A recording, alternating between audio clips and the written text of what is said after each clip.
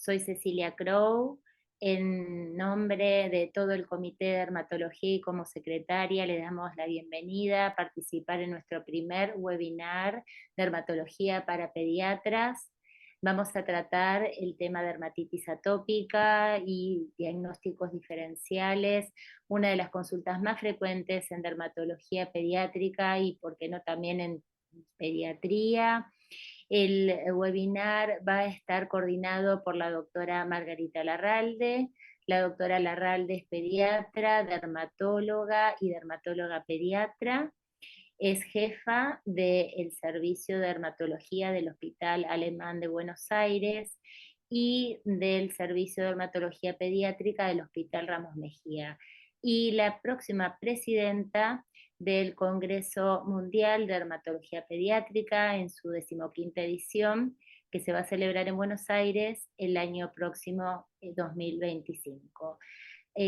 Sin más, para no atrasarnos, adelante, doctora Larralde. Bienvenidos a todos. Bueno, muchísimas gracias a este grupo tan importante de la Sociedad de Pediatría y desde ya agradecer a la Sociedad de Pediatría que nos ha dado este espacio, que nos lo da desde hace muchos años con el comité que ha comenzado, ya les digo, hace 30 y pico de años en la Sociedad de Pediatría. Para nosotros realmente es un gusto tener invitados extranjeros y también tener esto de federal que tiene la sociedad, que tenemos representantes de muchos rincones de la Argentina. Así que sin mucho más y agradeciendo el lugar y el espacio, invitándolos al Mundial, que lo vamos a repetir muchas veces en este webinar, pero sobre todo también porque va a haber una sesión que es solo de la sociedad hermana, que es de la Sociedad de Pediatría. Así que invitamos a la doctora Clérico Mosina a hacer la presentación del primer módulo de este webinar. Gracias. Muchas gracias, Margarita. Le damos las buenas tardes a Está todos. allí la doctora Clérico Mosina para hacer la primera presentación. ¿Sí? ¿Se escucha? No se escucha bien, ¿Ahora escuchan? Paola. Ahora sí. ¿Sí? Bueno, buenas tardes a todos. Muchas gracias, doctora Larralde, por la presentación. En esta primer mesa vamos a escuchar en primer lugar a la doctora Romina Pombar. La doctora es médica de planta del Servicio de Dermatología del Hospital de Pediatría Garraham y va a presentar Cuando la piel habla. Escuchamos, doctora. Buenas tardes. ¿Se ve bien la pantalla? Sí, sí. Sí, sí. Bueno, muchas gracias por la invitación. Bueno, yo les voy a presentar el caso de una paciente de sexo femenino de 4 meses de edad, en seguimiento por nuestro servicio, recién nacida de pretérmino de 30 semanas, que consulta por lesiones en rostro, cuello y manos de un mes de evolución. Consultó en otra institución con diagnóstico de dermatitis atópica, había recibido tratamiento con emolientes, con corticoides tópicos, antibióticos tópicos y también por vía oral, por sobreinfección de las lesiones, pero sin presentar mejoría. Al contrario, había presentado empeoramiento de las lesiones y extensión de las mismas.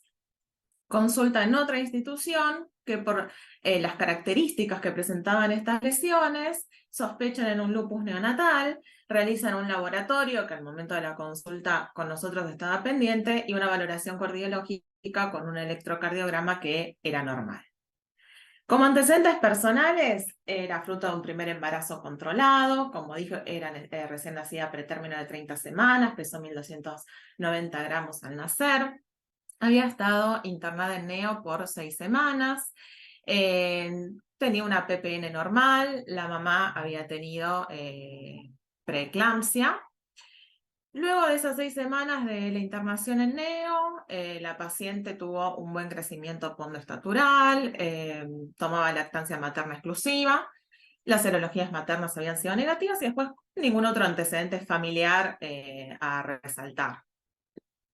Estas son iconografías de la paciente cuando la vemos por primera vez en el servicio. Podemos observar la presencia de placas eritemato-descamativas con un centro más hipopigmentado, con un borde más marcado, eritematoso, con algunas pápulas y vesículas en el mismo, que se ubicaba en el rostro a predominio de la zona centrofacial y periorificial. También se extendían hacia la región cervical anterior, al dorso superior, comprometía pabellones auriculares, región pre- y retroauricular. En esta otra iconografía observamos las lesiones en dorso superior y además presentaba lesiones en el dorso de los dedos y en región periunguial.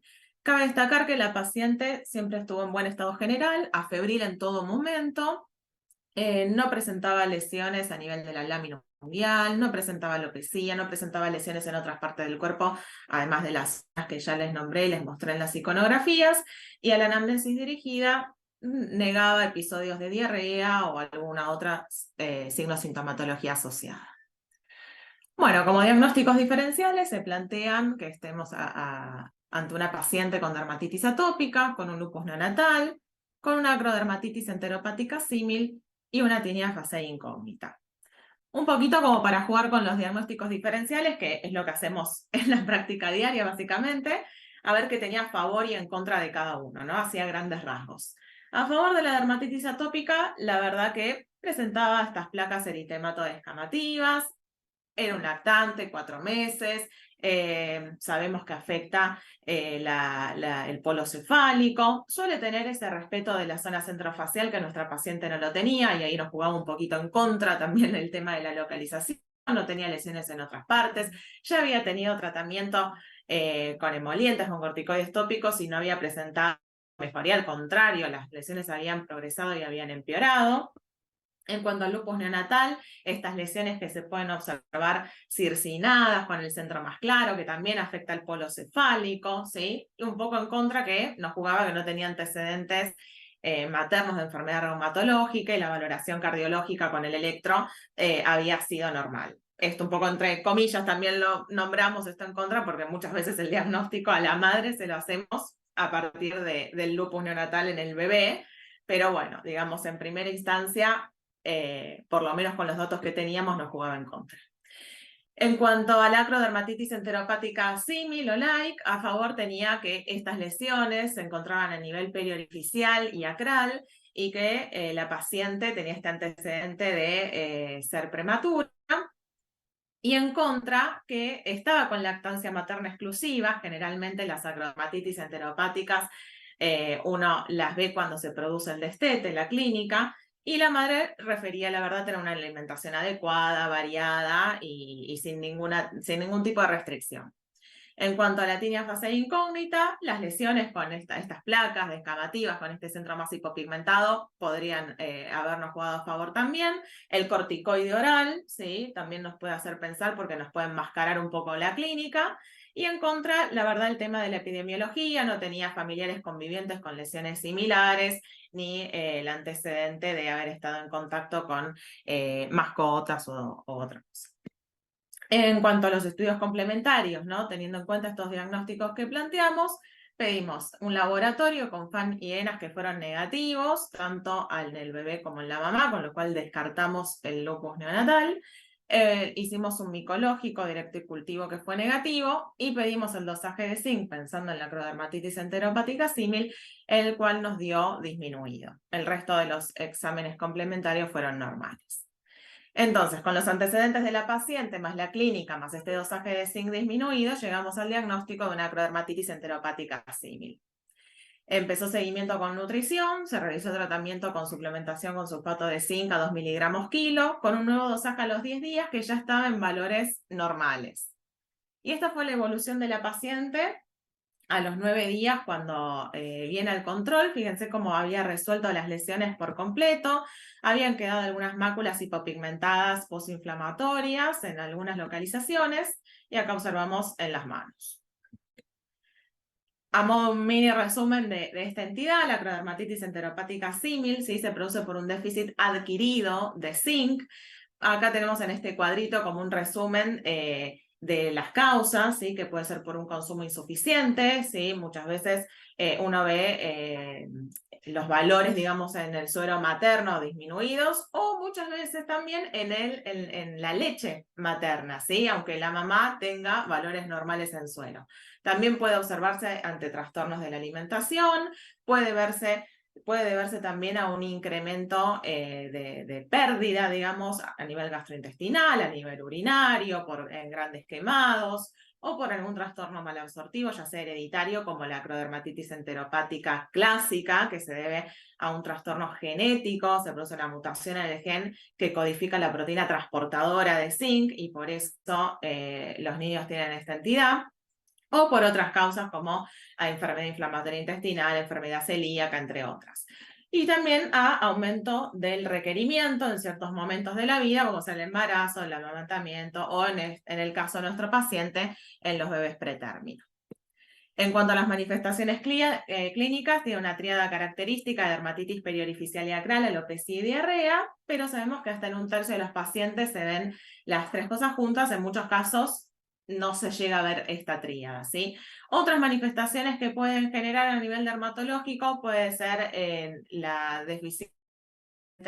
deficiencia en la curación de las heridas, glositis, keilitis, otras manifestaciones gastrointestinales como digeusia, alteraciones a nivel del sistema nervioso central, del sistema inmune, generando un aumento de la incidencia de sobreinfecciones bacterianas y fúngicas principalmente. Y el tratamiento es mediante el aporte de zinc. Bueno, y como para ir terminando el caso y concluyendo, me pareció interesante poder traerles el caso de esta paciente, ya que es una patología poco frecuente, que tuvo una muy rápida respuesta al tratamiento instaurado, ¿sí? Y exitoso.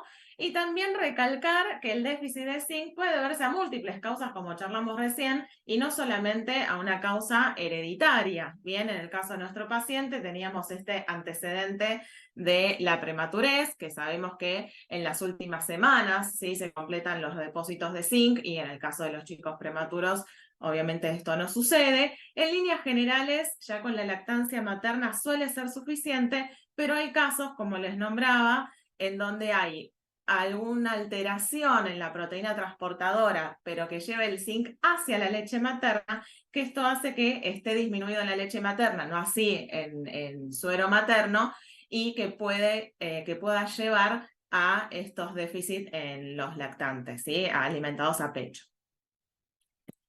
Bueno, muchas gracias, espero que les haya gustado, y como dijo la doctora Larralde recién, invitarlos al Congreso Mundial de Dermatología Pediátrica, que se va a llevar a cabo el próximo año, en abril, en Buenos Aires. Muchas gracias, doctora Pombar, excelente presentación. Ahora vamos a invitar a la doctora Victoria Montes. La doctora Victoria Montes es residente de cuarto año de dermatología del Hospital Universitario Austral y nos va a presentar eczematides acromiantes y algo más. La escuchamos. Bueno, buenas tardes a todos. Muchas gracias por la invitación y por la presentación. Vamos a comenzar entonces con este caso que lo titulamos como eczematides acromiantes y algo más. Es un paciente de sexo masculino de 11 años de edad, sin antecedentes personales ni familiares de relevancia, que consultó por manchas blancas asintomáticas de 4 años de evolución que empeoraban durante el verano. En realidad no era que las lesiones empeoraban durante el verano, sino que se ponían más de manifiesto con el bronceado, y había consultado en otras instituciones múltiples veces con sospecha, con hipopigmentación postinflamatoria y eczematides acromiantes. Le habían indicado cuidados generales de la piel y emolientes. Y además no refería ni antecedentes de dermatitis atópica, rinitis ni asma. Estas son unas imágenes que nos proporcionó la madre del 2019, donde podemos evidenciar que las lesiones eran placas eritematosas, algunas con una leve descamación superficial, momento en el cual consultó y le indicaron emolientes. Y al año las mismas lesiones miraron a máculas hipopigmentadas asintomáticas. Estas son las fotos de la primera consulta en nuestra institución, donde podemos evidenciar que el paciente presentaba estas máculas hipopigmentadas en algunos sectores con algunos límites más netos, en otros sectores con unos límites más difusos, que se localizaban principalmente en la cara posterior y anterior de ambos muslos, en la región glútea y en la región lumbar. En esta imagen podemos evidenciar también que el paciente presenta un nevo pigmentario sin alteraciones, y esta es la lesión secundaria a la biopsia que se tomó.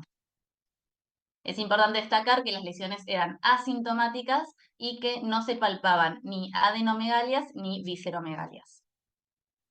Entonces, como diagnósticos presuntivos, nos planteamos eczematitis acromiantes, hipopigmentación residual postinflamatoria y, por el tiempo de evolución, la persistencia de las lesiones, el tamaño de las mismas y la localización en zonas no fotoexpuestas, que estaban principalmente a nivel de glúteos y zona lumbar, nos planteamos también como diagnóstico diferencial la micosis fungoide hipopigmentada. Y por eso se decidió la toma de biopsia con un punch en la región posterior del muslo que se evidenciaba en la foto previa. Estas son las imágenes histopatológicas que por cortesía del doctor Araya pudimos sacar las fotos, donde podemos ver a la izquierda este infiltrado linfocitario perivascular superficial que tiene una migración intraepidérmica, y acá a la derecha, a mayor aumento, podemos ver que estos linfocitos intraepidérmicos son atípicos y que no hay evidencia de esponjiosis, que es lo que veríamos en el caso de los cuadros de eczema. Más fotos donde podemos ver acá nuevamente los linfocitos atípicos intraepidérmicos que tienden a agruparse camino a formar los microabscesos de Potrier.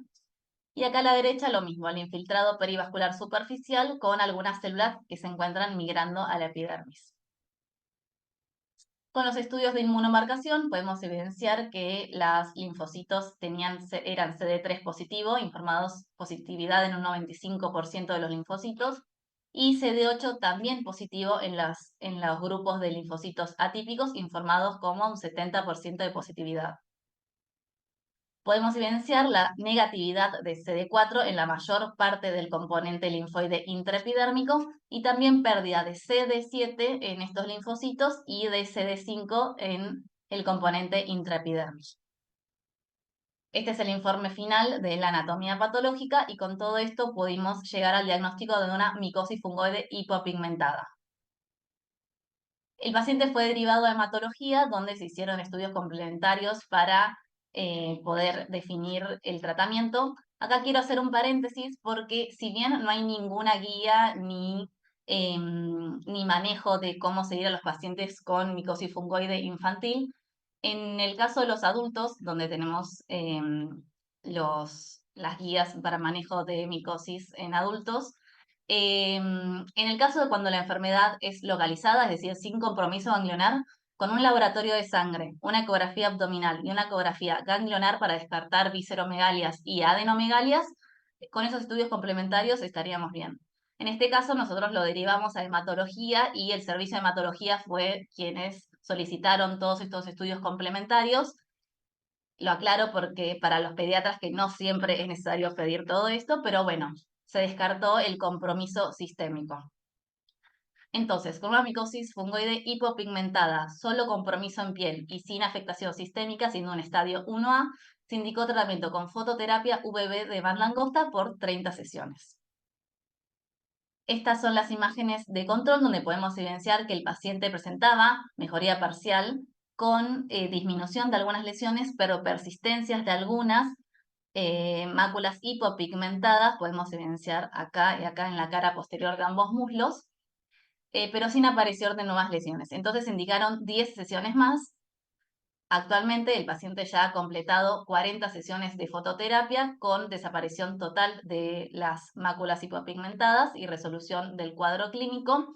Ya se encuentra hace aproximadamente 6 meses en seguimiento sin recidiva de las lesiones. También está muy discutido qué hacer con la fototerapia de mantenimiento. Algunos dicen que es necesario continuar con algunas sesiones de mantenimiento de fototerapia, otros dicen que no, que se suspende y solo se hace el control clínico y evaluar en caso de que aparezcan nuevas lesiones. En el caso de nuestro paciente se suspendió la fototerapia y lo estamos siguiendo de forma ambulatoria. Entonces, un poco como interés del caso y las conclusiones, la micosis fungoide es una patología infrecuente en la infancia, ya que representa entre el 5 al 16% del total de los pacientes con micosis fungoide, y la incidencia aproximada antes de los 20 años es de 0,05 por 100.000 habitantes por año. Es de diagnóstico tardío, los pacientes tardan aproximadamente entre 2 a 4 años en llegar al diagnóstico, y es muy importante la sospecha diagnóstica ante los múltiples diagnósticos diferenciales. ¿Cuándo sospecharlo? Cuando las lesiones son persistentes, que evolucionan en el tiempo o no desaparecen a pesar de los tratamientos instaurados, la localización en zonas no fotoexpuestas y el tamaño de las mismas también hay que tenerlo en cuenta como para sospechar y derivar al dermatólogo para realizar una biopsia. Muy importante el papel de anatomía patológica para confirmar el diagnóstico, la importancia de la conducta interdisciplinaria para descartar compromiso sistémico, por eso nosotros siempre lo derivamos al servicio de hematología, y la buena respuesta al tratamiento que tienen estos pacientes con un muy buen pronóstico. Y obviamente hay que seguirlo en el tiempo para descartar la recaída o recurrencia de las lesiones. Muchas gracias.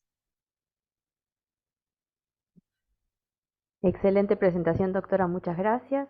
Y ahora en esta mesa vamos a presentar a la doctora María Alejandra Balone. La doctora Alejandra Balone es dermatóloga y dermatóloga pediátrica del Hospital Codesi de Concordia, Entre Ríos. La escuchamos, doctora.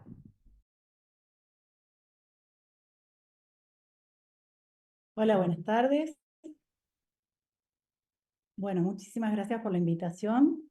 Voy a presentar un varón de 4 años, sano, sin antecedentes familiares ni personales de importancia, que comienza con un brote un mes previo a la consulta.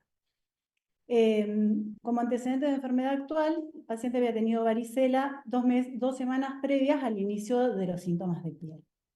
Y los papás refieren que inicialmente se puso rojo. Al examen físico dermatológico, que ya es con un mes de evolución de las lesiones cutáneas, podemos observar una descamación a nivel de cuero cabelludo, que se puede observar en la zona preauricular, presentaba algunas pápulas foliculares. Dichas pápulas foliculares se extendían en la zona de la cara y le daban un aspecto, en algunos sitios convergían formando placas descamativas. Esto también se observaba en la zona central de la cara del paciente, lo que le daba el aspecto descrito como en rostro salpicado de harina, que podía simular un eczema facial en una top. A nivel palmoplantar, el paciente presentaba una queratodermia de coloración rojo alsalmonada, difusa, con bordes marcados, que podía ser confundida con una disidrosis palmoplantar. Y a nivel de las rodillas y de los codos presentaban tapones foliculares que asentaban sobre una base eritematosa. Aquí podemos ver a mayor aumento lo que le daba el aspecto enrayador. Que a la dermatoscopía podemos observar que presentaba anillos de coloración blanca amarillenta, periférica, que es lo que se conoce como pitiriasis, que asentaban sobre un borde rojo con algunos vasos lineares, rubra, y que estas lesiones estaban centradas por un pelo, pilaris. O sea que ante una sospecha clínica de pitiriasis rubra pilaris le pedimos algunos laboratorios. Se le pidió un laboratorio general al paciente y se le pidieron serologías para HIV, Epstein-Barr y ASTO. Todos fueron negativos, todos fueron normales. Se le realizó una biopsia de piel debido a que estos son cuadros que pueden persistir en el tiempo y que los padres estaban preocupados por uno de los diagnósticos diferenciales, que es la psoriasis, en donde podemos observar, estas son fotos, gentileza del doctor Ro, en donde podemos observar que hay una hiperplasia epidérmica de tipo psoriasiforme y que a nivel de la capa córnea hay una alternancia que se describe como un tablero de ajedrez de hiperkeratosis compacta con parakeratosis. Acá podemos ver mejor el foco de parakeratosis, en donde no hay ni neutrófilos ni fibrina. Hay hipergranulosis, esto ocurre a nivel de la epidermis, y a nivel de la dermis hay un discreto infiltrado inflamatorio de tipo linfocitario. Todo esto es vinculable con una pitiriasis rubra. Con esto se hace el diagnóstico, se le indican al paciente corticoides tópicos y queratolíticos. Presenta escasa respuesta, pero en el seguimiento involucionan las lesiones a 2 meses del inicio de las mismas. Entonces, con la historia clínica, con el examen físico, la dermatoscopía, la anatomía patológica y sobre todo con la evolución, llegamos al diagnóstico de una pityriasis rubra pilaris aguda postinfecciosa infantil. Esta pityriasis, ¿por qué se presenta este paciente? En realidad, porque es un cuadro bastante típico de pityriasis rubra pilaris, que es uno de los diagnósticos de dermatitis atópica. Por ahí podía confundir la cara con un eczema, las manos con un eczema disidrótico, las rodillas y los codos con una papulosis atópica. Y por otra parte, lo presentamos porque en realidad la pityriasis rubra pilaris es una entidad que los dermatólogos por ahí vemos, pero no es de las más frecuentes, es una de cada 5.000 pacientes. Y esta es una variedad infrecuente y, por suerte, de buen pronóstico. Se encuentra dentro de la pityriasis rubra pilaris de tipo 3 de Griffiths. Griffiths tiene una clasificación, tiene una clasificación de la pityriasis rubra pilaris, y Miralles incorporó la de tipo 6, que es la asociada con HIV. Los 5 primeros tipos, que son los descritos por Griffiths, de las que se dan en los niños, son la tipo 3, la tipo 4, que es la más frecuente, que es la localizada juvenil, y la típica juvenil. La postinfecciosa sería del tipo 3 de Griffiths. Pero en la pityriasis rubra pilaris están apareciendo nuevas entidades que podrían estar relacionadas y que podrían incluirse, y que algunos autores proponen que pueden ser incluidas como parte del espectro de la pityriasis rubra pilaris, como es la erupción papuloescamosa asociada al CAR14, el CAPE, o la dermatitis discoide facial. Y otros también quieren incluir la pityriasis rubra pilaris paraneoplásica. O sea que esto está en revisión. La pityriasis rubra pilaris aguda postinfecciosa infantil fue bien descrita por la REG y colaboradores, en donde se encuentran todos los criterios del paciente descrito. No tiene antecedentes familiares, a diferencia de otras pityriasis rubra pilaris. Aparece en la infancia, pero no durante el primer año de vida. Generalmente es precedida por un episodio febril infeccioso. En los últimos años hay varias publicaciones asociadas al COVID-19 y también hay algunas publicaciones asociadas a vacunas. Generalmente tienen un rayo escalatiniforme, los papás describieron que se había puesto rojo, y es seguida por las pápulas foliculares que vimos en el paciente, que le dan el aspecto de la pityriasis rubra pilaris clásica durante un mes. No presenta otro tipo de alteraciones, ni clínicas ni analíticas, y cura con descamación en 2-3 meses, sin tener recidivas. Es infección, exantema escalatiniforme, pityriasis rubra pilaris con generalización y resolución en 2-3 meses. Bueno, muchas gracias por la atención y muchas gracias por la invitación. Espero que este caso les sea de utilidad. Excelente, Bueno, muy Ari, como lindo, ¿no, siempre. Muy lindo, muy Paola? lindo. Excelente, Y quedó excelente. tiempo, terminamos justo de lo propuesto y acá se puede hacer, no sé si alguno de ustedes quiere, eh, Paola, no sé, vos querés abrir a comentarios. Sí, si alguien quiere hacer algún comentario o alguna consulta, puede escribir en el chat y lo leemos. Y acá veo en A el mí me, chat muchas felicitaciones. Sí, perdón, doctora. no, bueno, a mí me gustaría hacer un comentario, probablemente un poquito de cada uno de estos casos. La acrodermatitis enteropática me pareció excelente. Las fotos son las que nosotros mostramos, es típica lesión de acrodermatitis enteropática. Y lo interesante en estos casos es la respuesta tan rápida que tienen a el tratamiento, ¿no? Estos chicos suelen estar irritables, pierden el pelo, hacen la dermatitis del pañal. Uno le aporta el zinc, que en algún momento incluso las pastas, la pasta láser que tiene zinc, se le ponía a estos chicos en la cola y con esa sola absorción del zinc de la pasta láser mejoraban. Difícil decir si son acrodermatitis like, símil o son verdaderas acrodermatitis enteropáticas a veces porque no podemos hacer el estudio genético a veces para determinarlo exactamente, pero la realidad es que la respuesta tan excelente al tratamiento y a veces no todos los pediatras a veces, y nosotros, bueno, algunos dermatólogos pediatras también a veces es difícil el diagnóstico. Así que me pareció un caso excelente. El segundo caso era El segundo La caso, micosis fungoide. micosis fungoide. la micosis fungoide. Como va a haber otra presentación parecida, lo dejamos, si les parece, para la discusión todo junto. Y el tercer caso que me pareció muy interesante es la pityriasis rubra pilaris, porque la pityriasis rubra pilaris, no sé, las dermatólogas pediatras acá de tanta experiencia también, si les pasa parecido, es que en general estos chicos llegan con diagnóstico de psoriasis, digamos, porque tienen ese compromiso a nivel de los codos, de las rodillas, esa queratodermia, pero la queratodermia es de un color muy especial, ese color asalmonado, y lo que es interesante es que esos chicos no responden al corticoide. Si uno le da a una psoriasis, un corticoide, un eczema, la respuesta en general no se va a ir la lesión totalmente, pero mejoran. En cambio, las pityriasis rubra pilaris muchas veces no mejoran con el corticoide y sí mejoran con los retinoides, a veces solamente con el retinoide local. Así que me parece, no sé si les ha pasado, no sé, Ale, a vos cómo te llegó el diagnóstico, pero es uno de los diagnósticos psoriasis a veces que se lo piensa, ¿no?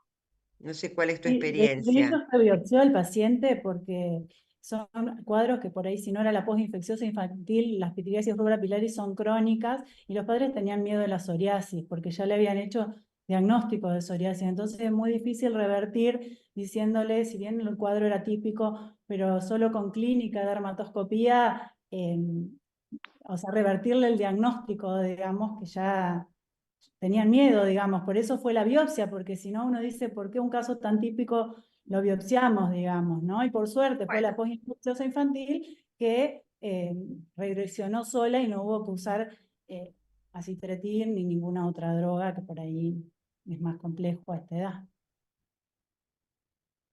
Sí, si me permiten dos palabras que levanté la mano, tal cual. He tenido pacientes, un paciente con un diagnóstico de psoriasis cutata, posinfecciosa, había cursado una faringoamigdalitis estreptocóxica, mejoró con el tratamiento clásico y luego al control comenzó con lesiones típicas de pityriasis rubra pilaris, ¿no? Remarcando este link, ¿no? Entre todas estas patologías que remarcan y que, bueno, Ale, un poquito contestaste antes.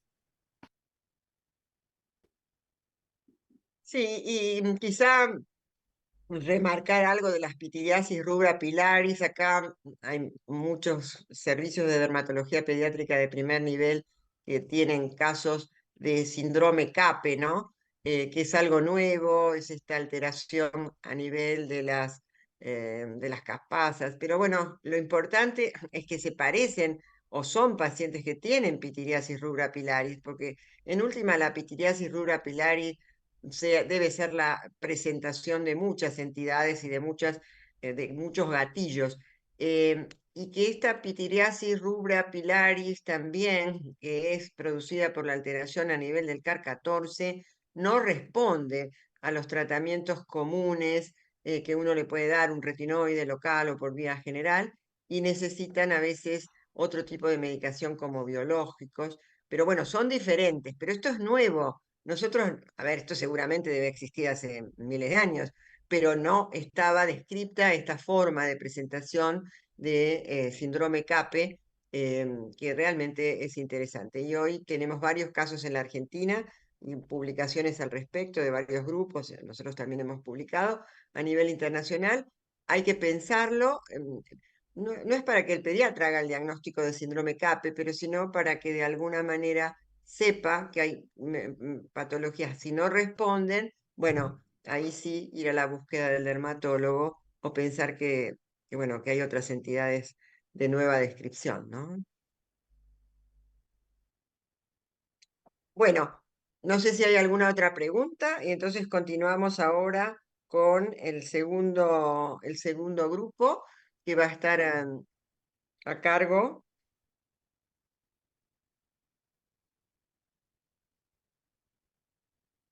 La doctora Salduna, Dolores Salduna. ¿Estás ahí, Dolores? Sí, acá estoy, Entonces la buenas doctora tardes. Salduna tiene esta sesión de presentación de casos clínicos. Y estamos esperando acá a la doctora Rosalía Bayona también con muchas ganas. Bueno, Te esperamos, Dolores. sí, vamos a empezar con Lidia Barabini. Su caso clínico es eritema, placas y brotes. Ella es pediatra, dermatóloga pediatra, médica de planta del Hospital General de Niños Pedro Elizalde y miembro del Comité Nacional de la Sociedad Argentina de Pediatría. Bueno, muchas gracias por la invitación y por la presentación. Bueno, le puse este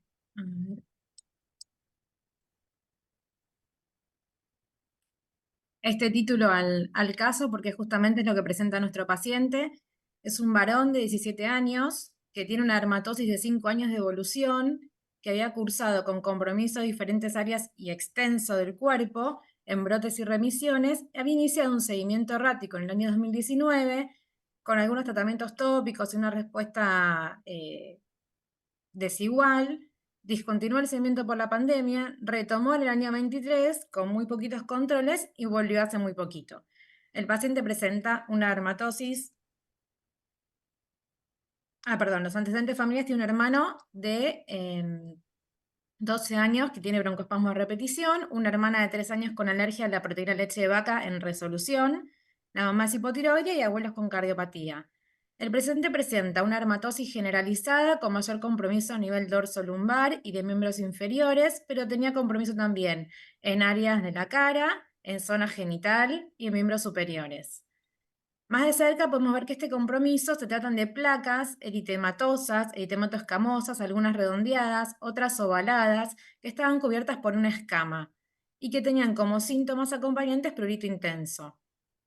Podemos ver el dorso del paciente, el compromiso de los 4 miembros. A nivel de palmas y plantas, no tenía lesiones tanto en los pies ni en las manos, como tampoco en las uñas. No había estriaciones, no había surcos, no había ningún cambio de coloración. Nosotros el paciente lo habíamos conocido hace 3 años y teníamos diagnóstico, pero de todas maneras lo que pensamos hacer en una patología de este tipo de evolución y con tanta placa acminada de eritema y escamas, hacemos lo que se llama el raspado metódico de Brock con sospecha clínica de psoriasis, aunque también podemos pensar, como se nombró, a veces en estas placas, si fueran menos y redondeadas, si tuvieran un centro un poco más pálido, tal vez en una tiña.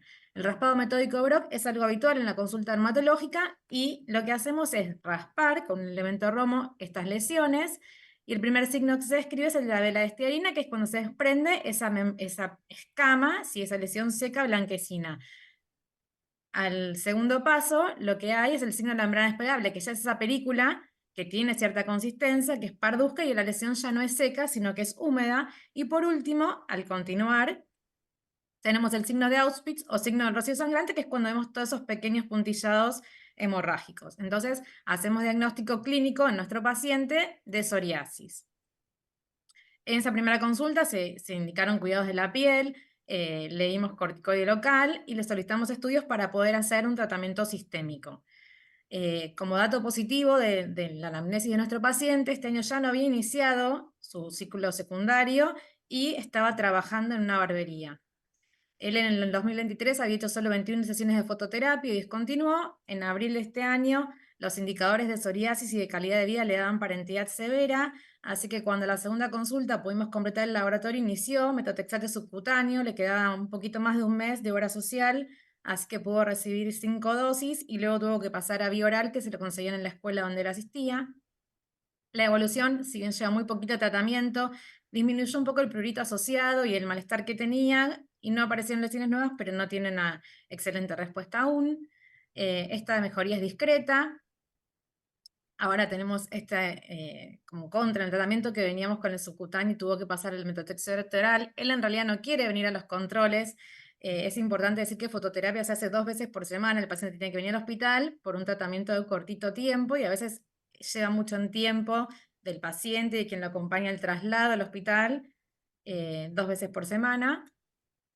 No quiere asistir a salud mental, logramos que fuera en el año 2023, pero bueno, él dice que no tiene ninguna patología mental, o él se refiere a sí mismo como que no está loco, sí experimenta y nos habla de que está triste.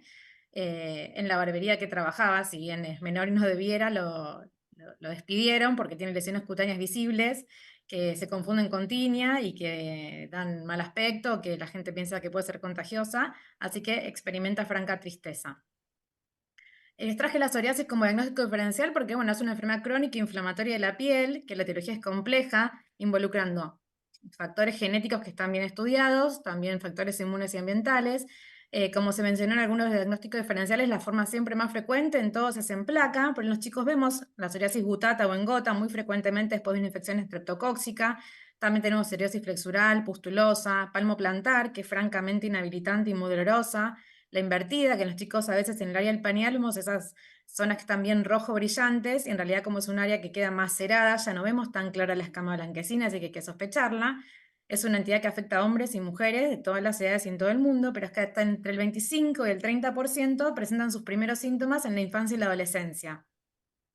Y asocia comorbilidades tanto a nivel de síndrome metabólico, hipertensión, diabetes, hígado graso, no alcohólico, mucha comorbilidad a nivel psicológico, y en realidad la artritis psoriásica en la evolución de una psoriasis muchos años después puede presentar una artritis psoriásica, pero también en sí no tenemos que olvidarnos que la artritis psoriásica es una entidad aparte. Bien, y lo que tenemos que tener siempre en cuenta es el impacto en la calidad de vida de nuestros pacientes. Está escrito que estos chicos sienten, o los adultos, ansiedad, depresión, son estigmatizados y a veces tienen ideación suicida. También se vio que hay más chance de consumo de alcohol y de cigarrillos. ¿Y por qué lo traje como diagnóstico diferencial de dermatitis atópica? Bueno, son enfermedades inflamatorias crónicas, no son contagiosas, tienen múltiples factores que inciden en su aparición, desarrollo y en cómo va a ser su evolución, tanto genéticos, inmunitarios y ambientales, tienen complicaciones sistémicas.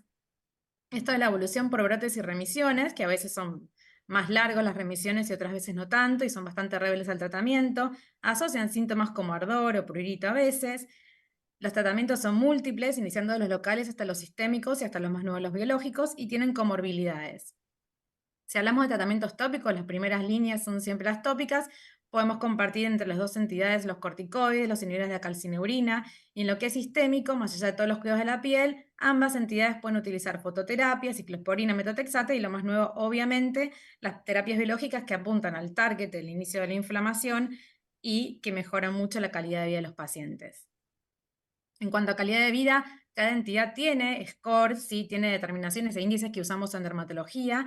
En psoriasis usamos el PASI, que es el índice de severidad de la psoriasis, que se van midiendo diferentes ítems de la presentación clínica, dando 0 cuando no hay enfermedad, hasta un máximo de 72, y se va clasificando en leve, moderado, severa. Estos índices también se usan mucho para el control de los estudios de las terapias nuevas. Y después tenemos el DLQI, que es el índice de calidad de vida dermatológico, que lo usamos en todas las entidades, por curso más crónico como dermatitis atópica, en psoriasis, en alopecia areata, en vitiligo, que todos sabemos que en realidad evalúan no solo los síntomas, sino los sentimientos que generan, la interferencia en la vida cotidiana, en las relaciones interpersonales, y en los efectos secundarios que llevan los tratamientos y el tiempo que les instaura. Entonces, para estas entidades crónicas de la piel siempre es importante el apoyo psicológico.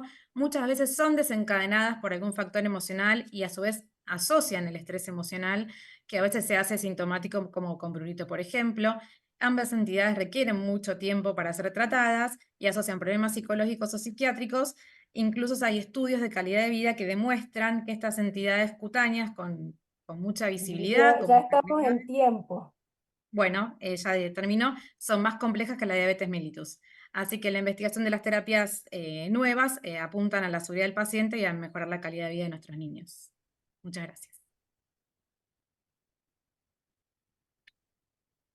Bueno, muchas gracias, Lidia. Bueno, vemos habitualmente psoriasis, no con tanta frecuencia. Los tratamientos tópicos habitualmente se tratan para niños y bueno, después discutiremos al final de las sesiones. Voy a presentar a la próxima invitada, que es la doctora María Eugenia Abad, dermatóloga pediatra del Hospital Ramos Mejía y del Hospital Alemán. Ella me dijo que la presente así, pero la verdad que Eugenia tiene una gran trayectoria en la dermatología pediátrica, por decir algo que, bueno, es coautora del libro como Dermatología Pediátrica. Así que bueno, la invitamos a darnos un caso clínico, erupción pápulo-escamosa asociada a CAR14. Bueno, muchísimas gracias a Ceci, Pao y Margarita por la invitación y a vos, Dolo, también, que estás moderando este módulo. Entonces, yo iba a presentar una micosis fungoide, la verdad, pero como vi que había otra, decidí cambiar a este caso, que la verdad nos trajo mucho trabajo y que finalmente, ya van a ver el final. Esta es una paciente que vemos a los 2 años de vida. No tenía antecedentes personales ni familiares relevantes. Y fíjense cómo se presenta. La vemos en el Hospital Ramos Mejía con estas placas eritematosas, finamente escamativas, bien delimitadas, que fíjense que compromete toda la zona dorsolumbar, los glúteos y raíz de muslos, como vemos acá. Fíjense esta descamación, eran muy pruriginosas. Fíjense que tenía también un compromiso retroauricular con esta descamación y ese eritema, y también tenía compromiso de cuero cabelludo. Nosotros realmente nos planteamos muchos diagnósticos, es como que era una paciente que no encajaba en ninguna enfermedad. La primer diagnóstico que pensamos fue una dermatitis de contacto por esa distribución tan peculiar que tenía y esos bordes también delimitados, pero tenía también cierto aspecto de pitiriasis rubra, una descamación fina, también un aspecto psoriasiforme, incluso por el compromiso del área del pañal y por la irritabilidad que tenía la paciente pensamos en una acrodermatitis enteropática, una ictiosis e incluso una dermatitis atópica. Le pedimos un laboratorio que fue normal, con un dosaje de zinc normal, descartamos la acrodermatitis y se hizo una biopsia de piel. Y en la biopsia de piel, acá pueden ver una acantosis con una elongación de las redes de crestas, un infiltrado en la dermis superficial, que era descrito por los patólogos como psoriasiforme. Entonces, en ese momento nosotros ya le indicamos emolientes. Digamos que clínicamente no era una psoriasis clásica, pero le dimos esteroides tópicos, incluso en algún momento que estuvo súper brotada requirió internación, y fíjense cómo la paciente va evolucionando y sigue teniendo esta base eritematosa, en este caso tiene estas escamas grandes, que en algunos casos remedan a la ictiosis, principalmente acá en el glúteo derecho, y por esa distribución tan peculiar, hasta incluso nos planteamos un diagnóstico que no se ve en nuestro país, pero que es de una ictiosis en traje de baño, que se ve en otro medio. La paciente va evolucionando, no responde a los esteroides, tiene un nuevo brote generalizado que incluso compromete las áreas sacrales, palmoplantares, con un compromiso por lo menos de 50% de la superficie cutánea.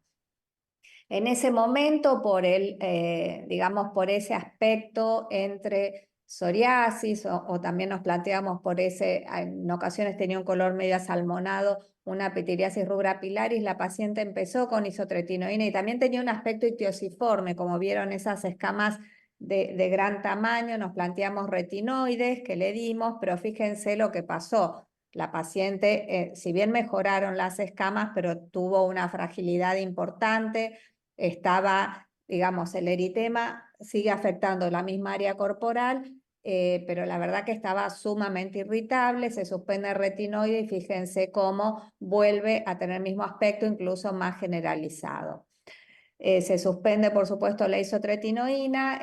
Vino acá a Buenos Aires el doctor Keith Choate, que es un genetista que está en la Universidad de Yale. Esta paciente se le presentó, hizo el estudio genético y dio una mutación para el gen CAR14. Entonces, de esto Margarita recién comentó algo. Este CAR14 es un gen que está predominantemente expresado en los queratinocitos y también en las células del endotelio de la dermis. Y lo que tiene es que activa el factor nuclear kappa beta, con lo cual tiene una respuesta proinflamatoria. Acá podemos ver en este esquema cómo la activación de la vía del NF-kappa beta lleva a activación de la interleuquina 8 y de la CCL20, y estas van a actuar sobre linfocitos T dando o secretando interleuquina 22 e interleuquina 17 y sobre las células dendríticas secretando interleuquina 23. Esto va a actuar sobre los queratinocitos y va a dar lugar a las lesiones que tienen en estos pacientes, que son similares a psoriasis, a pitiriasis rubra pilaris, ictiosis, incluso a dermatitis atópica. Fíjense que incluso previamente a esta descripción ya había varios artículos publicados con respecto a pacientes con pitiriasis rubra pilaris o con psoriasis vulgar o psoriasis pustulosa, en los que habían encontrado mutaciones en el gen CAR14. Entonces, acá, a partir de este artículo, que fue el primer artículo en el que se planteó si se estaba ante una nueva entidad, esta erupción papuloescamosa asociada a CAR14. En este primer artículo en el que participó nuestra paciente y la doctora Larralde es autora del mismo también, participaron 15 pacientes que tenían también estos cuadros clínicos símil pitiriasis rubra pilaris, símil psoriasis. Entonces, ¿qué fue lo que se planteó acá? Que la mutación heterocigota en el CAR14 daba estas erupciones papuloescamosas, pero que iniciaban tempranamente, es decir, en la infancia. En general se solían ver historia familiar de psoriasis o de pitiriasis rubra pilaris y clínicamente tenía aspecto de psoriasis o de PRP. La histología no es característica de ninguna de las dos entidades, eso, por ejemplo, nuestra paciente pasó, no era una histología de psoriasis, era de una dermatitis psoriasiforme. Y lo que se ve también es que no tiene respuesta a los tratamientos convencionales, ni para psoriasis ni para PRP, es decir, estos pacientes no mejoran con metotrexato, no mejoran con retinoides, no mejoran con ciclosporina, no mejoran con fototerapia o incluso con algunos de estos tratamientos empeoran. ¿Cuáles son las características clínicas de estos pacientes? El compromiso facial es característico de placas eritematosas en mejillas y mentón con respeto de la región infralabial, queratodermia palmoplantar, pápulas foliculares, que eso se ve también, tanto la queratodermia como las pápulas foliculares en la PRP, el compromiso de tronco, áreas de piel sana y realmente un compromiso importante en la calidad de vida. Estas son las imágenes de uno de los pacientes de la primera publicación, esa que les mostré, en la cual había 15 pacientes, y esta, fíjense, acá en el compromiso de cara, el respeto del área por debajo del labio inferior, y estas placas eritematosas que tienen estas zonas de respeto de piel sana, como vemos acá también en el ombligo. Entonces, ¿qué tratamiento se puede proponer para estos pacientes, ya que no responden a ninguno de los tratamientos sistémicos clásicos para las enfermedades papuloescamosas? Bueno, los tratamientos se basan en los hallazgos genéticos. Sabemos entonces que va a haber aumento de interleuquina 23, entonces se plantea el tratamiento con ustekinumab, con guselkumab, y también está aumentada la interleuquina 17, por lo cual los inhibidores de la interleuquina 17, como secukinumab o exekizumab, podrían tener lugar en el tratamiento. La realidad es que la mayoría de los pacientes están tratados con ustekinumab y es el mejor tratamiento o es el tratamiento de elección en estos casos. Entonces, para concluir, los pacientes que tienen CAPE inician tempranamente, las características clínicas son de psoriasis o de PRP en general, la historia familiar también de psoriasis o PRP, pero no responden a los tratamientos convencionales. Si bien tienen características estas entidades, no terminan de encajar, la histología tampoco nos ayuda y el estudio genético nos permite diagnosticarlos, y ustekinumab hoy en día es el tratamiento de primera elección. No dejo entonces de invitarlos al próximo Congreso Mundial de Dermatología Pediátrica, que va a tener lugar en abril del año que viene, acá en Buenos Aires, así que están todos cordialmente invitados. Muchas gracias. Muchísimas gracias a estos dos lindos casos. Y quizá, no sé si estás ahí, Dolores, porque dejamos el de la micosis fungoide pensando que Eugenia iba a presentar micosis fungoide y no hablamos del caso anterior.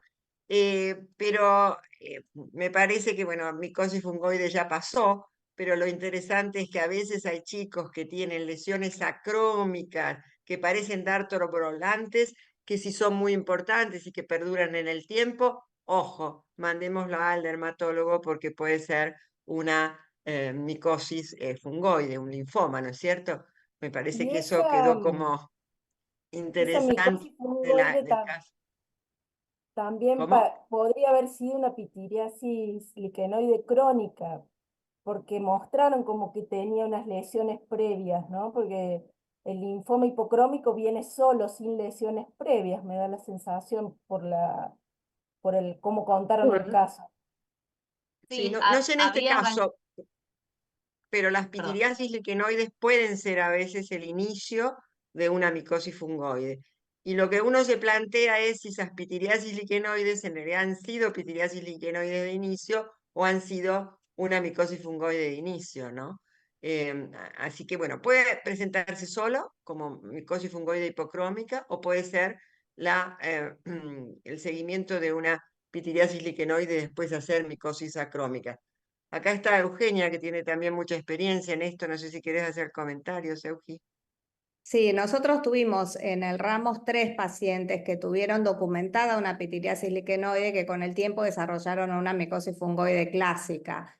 Hay muchos casos descriptos también de micosis fungoide símil pitiriasis liquenoide, así que bueno, en un punto creo que el concepto es toda pitiriasis liquenoide debe ser biopsiada y seguida en el tiempo y eventualmente ante cambio de lesiones hay que rebiopsiar. Hola, ¿qué Bueno, del tal? CAR-14, De- sí, perdón, Perdón, un Monse. comentario. De todas maneras, el paciente, las lesiones que tuvo, esas fotos que mostramos al principio, no fueron vistas en nuestro servicio. Entonces, la verdad es que por esa foto no pudimos concluir que podría ser una pitiriasis liquenoide. Como no lo vimos nosotros, parecía más una MF hipopigmentada. Pero sí también tenemos pacientes con pitiriasis liquenoide crónica en seguimiento para descartarlo. Bueno, el primer caso entonces fue de una psoriasis. La psoriasis es un tema muy importante, lo presentaste divino, Lidia, en cuanto a ese valor que tiene de la psoriasis, y uno diría es una patología que no da más que alteraciones a nivel de piel. Hoy, bueno, se sabe que eso se lo interpreta como una enfermedad sistémica, pero lo más importante de estos chicos es lo que el problema de cómo se ven, si son lesiones muy extendidas como tu paciente, el inconveniente incluso que le trajo a nivel social, ¿no? Así que, y hoy tener medicamentos importantes que les cambian la vida a estos chicos también, ¿no? No sé si alguien quiere hacer algún comentario. Andrea, ¿levantaste la mano, Andrea Santos Muñoz? ¿O alguien quiere hacer algún otro comentario? Sí, si me permiten 2 segundos, ya que esto no solo es no es para pediatras, sino enfocado desde la dermatología pediatra para los pediatras. También recuerden lesiones hipopigmentadas, siempre palpar y ver la sensibilidad cutánea en estos pacientes, porque otro diagnóstico diferencial de pitiriasis alba, que no responden al tratamiento habitual, que son los emolientes en la enfermedad de Hansen o lepra.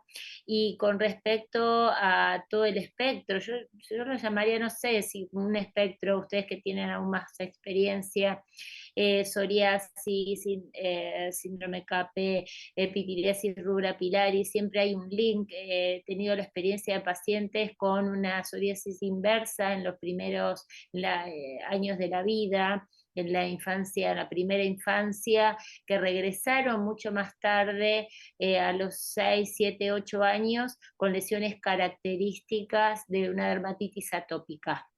Y como le explicaba en ese momento, yo fue hace unos años, bastantes años, a los padres ese cambio, ¿sí? Hay un verdadero link entre todas estas enfermedades, recalco eso. Muchas gracias. Bueno, yo creo que está buenísimo y acá la tenemos a la doctora. Gracias por las lindas presentaciones.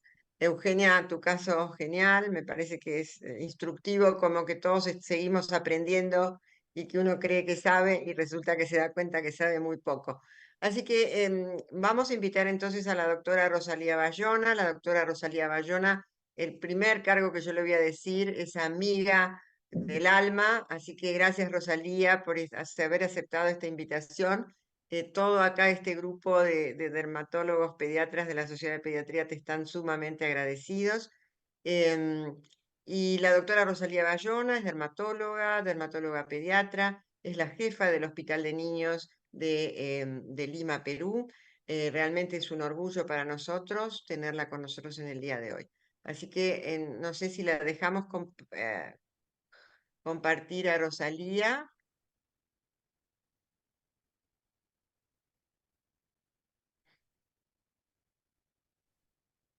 Sí, voy a compartir, Margarita, un ratito.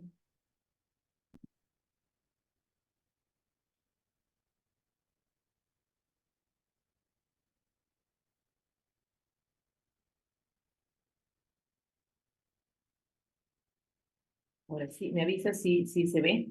Se ve perfecto, Rosalía. Muchas gracias. Bien, bien.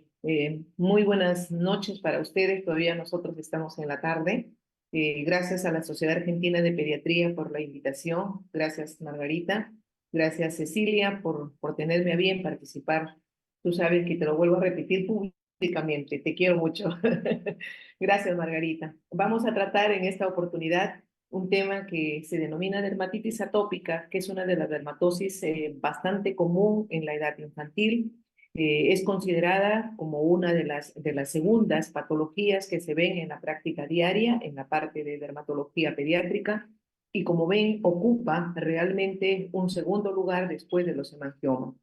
La dermatitis atópica se va a presentar en el 25% de la población infantil, para buena suerte, el 80% son de formas leves. De allí que podamos decir que el 70% pueden mejorar, controlar, autolimitar, pero no se va a curar en un 70% a partir más o menos de los 5 años. Hay un 10% que persiste hasta la edad adulta y lo que es muy importante que tengamos en cuenta y sobre todo también pediatría, que en los niños menores de 12 años el 61% pueden cursar con comorbilidades.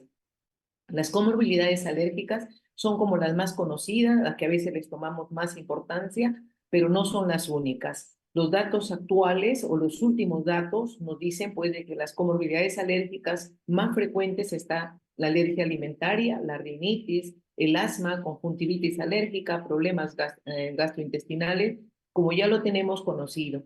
Pero personalmente considero que las comorbilidades neuropsiquiátricas creo que cada vez suman o tienen mayor importancia. Se van a dar en todas las edades, tanto desde pequeños como también conforme aumenta la edad. Por ejemplo, empiezan con trastornos de hiperactividad, trastornos en cuanto a la concentración en los niños. Conforme aumenta la edad, podemos ver cuadros de ansiedad o se reportan cuadros de ansiedad, depresión, y en los adolescentes las ideas o los intentos suicidas. Todo está asociado mucho con el prurito, con la clínica que presentan estas lesiones, pero sobre todo con este prurito que es tan intratable y que definitivamente no hay forma de controlarlo. Pero yo considero que tampoco eso es todo. El rol de la familia también juega un rol importante porque no hay el niño enfermo, es la familia después que se enferma y que no sabe cómo manejar todo este problema. De allí la necesidad y sobre todo el pediatra de conocer cómo se presenta y cómo podríamos hacer tentativamente los primeros manejos. Decimos siempre, la dermatitis atópica es una enfermedad netamente infantil, es una enfermedad que es casi patrimonio del pediatra. Ven que el 45% de los niños a los 6 meses ya prácticamente presentan esta enfermedad y a los 5 años tenemos un 85%. No hay diferencias significativas en cuanto al sexo, tampoco hay diferencia racial, se presenta en todos los lugares, es cosmopolita porque se encuentra en todas las partes del mundo.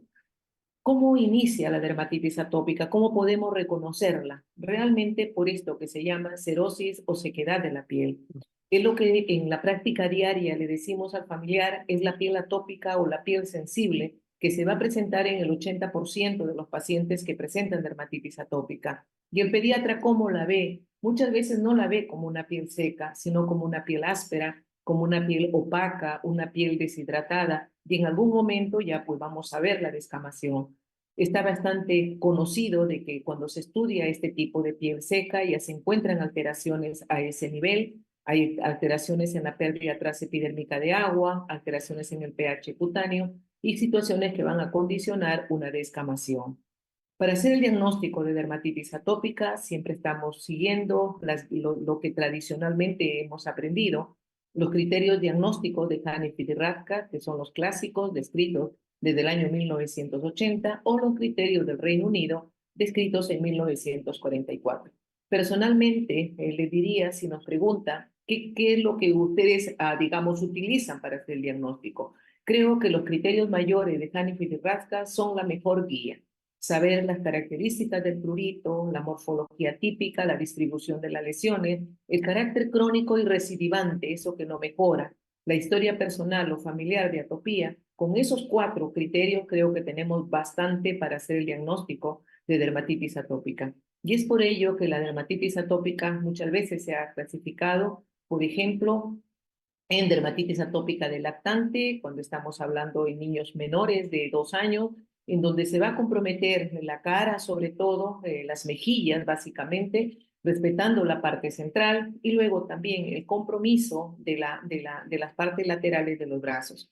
En estas fotografías podemos ver en el primer plano el primer caso del niño que tiene un eritema, pues es un eritema simple y podemos decir una dermatitis atópica leve. En el segundo caso ya es una placa más eritematosa o mayor compromiso, que podemos decir una dermatitis atópica moderada. Y cuando está con el cuadro de infección sobreagregada, pues vemos que es la forma severa o complicada. La mayor parte de casos son de las formas leves, como habíamos mencionado. Ay, me perdonan un minuto que no sé por qué no puedo seguir.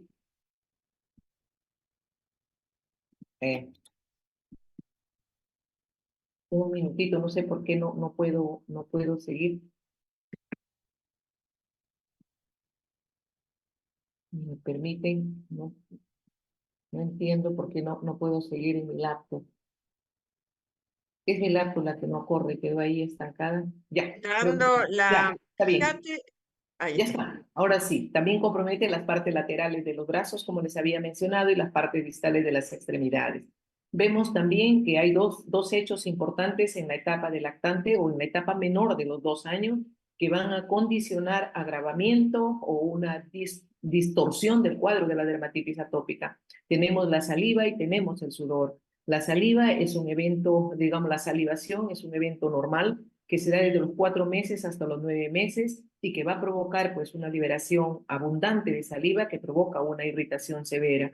Igual es con el sudor, y las áreas de mayor sudor son el cuero cabelludo, el tórax, el pecho sobre todo, y la espalda. El contenido de estos productos puede provocar una irritación, sobre todo la saliva puede llevar a formar radicales libres que van a provocar no solamente los eczemas agudos, sino también pueden provocar una especie de quemaduras. Cuando la dermatitis atópica se presenta en el niño grande, mayor de 2 años y menores de 12 años, vemos que los pliegues son los más comprometidos. Siempre mencionamos a veces los pliegues antecubital en las extremidades superiores o detrás de las rodillas en los miembros inferiores. Sin embargo, el cuello es una zona que muy fácilmente el niño se rasca, se daña la piel y también se complica con la invasión muchas veces de hongos como la malacesia. De tal manera que hay que tener mucho cuidado cuando evaluamos a estos pacientes. Mientras más grande es el niño, mucho más difícil de controlar, y el niño tampoco es más intolerante. Por eso decimos la adolescencia es la edad de las intolerancias. Entonces hay un mayor escozor, el prurito es más intenso o el rascado es más intenso, provocándose más daño y dando unas apariencias que ya prácticamente escapan de las clásicas de la dermatitis atópica. Entonces resumimos y decimos, la dermatitis atópica empieza con una sequedad o una cerosis, hay un prurito tan intenso, incontrolable, que conduce a un rascado y ello a la erupción. Todo ello se debe a que estos niños tienen genéticamente determinado una alteración a nivel de la barrera cutánea. La barrera cutánea es el estrato córneo conocido o digamos ejemplarizado como si fuera una pared de ladrillos y cemento, donde ladrillos son los corneocitos, son las células que están básicamente formadas por gran cantidad de proteína, dentro de ellas la filagrina, la cual se metaboliza, se desdobla y da diferentes productos relacionados con la hidratación de la piel y con el mantenimiento del pH cutáneo principalmente. Y el cemento viene a estar dado fundamentalmente por los lípidos, las ceramidas, las cuales van a variar en cuanto a cantidad y en cuanto a función, de tal manera que la estructura de toda esta pared está alterada. Los corneocitos tienen que tener uniones, tienen que juntarse a través de uniones que son las uniones intercelulares, que son los corneosomas, los corneodesmosomas en la parte superior, y en la parte más baja vienen a ser las uniones estrechas, las cuales también están formadas de proteínas, y por lo tanto estas proteínas también están alteradas y se provoca pues una debacle, ¿no? Es una pared que no nos ayuda en nada y que por lo tanto permite el ingreso de todo agente extraño.